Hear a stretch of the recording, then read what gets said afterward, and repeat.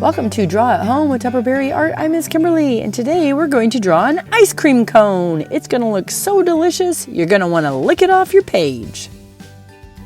Let's start with the cone. It's a triangular shape, but make sure that top line is curved. Almost looks like a piece of pizza. Let's draw the lines inside to give our waffle cone shape. Notice my lines are slightly on a diagonal. And then the ones going the opposite direction are as well. This will give your cone some shape. So now let's put an ice cream scoop on.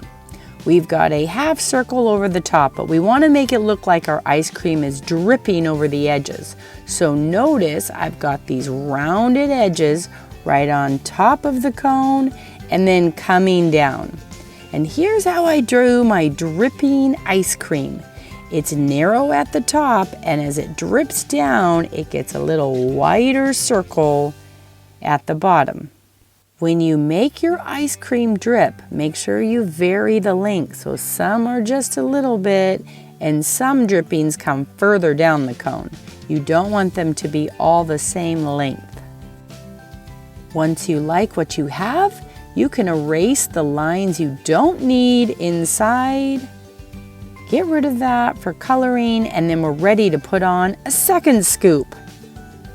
So now you're repeating what you already did. Do a half circle on top of that, and now here we have our ice cream dripping down again. Make sure that the start of the drip is narrow, and then at the bottom it gets more full and rounded. Also, make sure all your lines are curved. Ice cream is not supposed to have straight lines. And then erase the lines you don't need inside, and we're ready to add a cherry.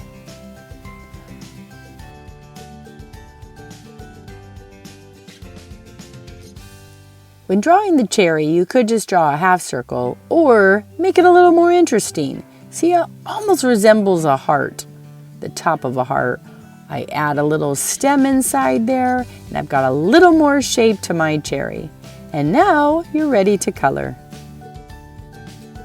Rather than just choosing one color for an ice cream scoop, try to choose two different shades and see what I've done with each of these. I have a light area, and then I have a darker color on top of that same one. This makes my image look like it pops out of the page a little bit more. Hold the phone, pause this video in a second so you can realize where the dark shades are and the light shades are, and then see if you can copy that in your own drawing. Feel free to add a cute little face and a smile and some sprinkles if you like. Remember, if you like this video, give it a thumbs up, subscribe to my channel, and come draw with me again.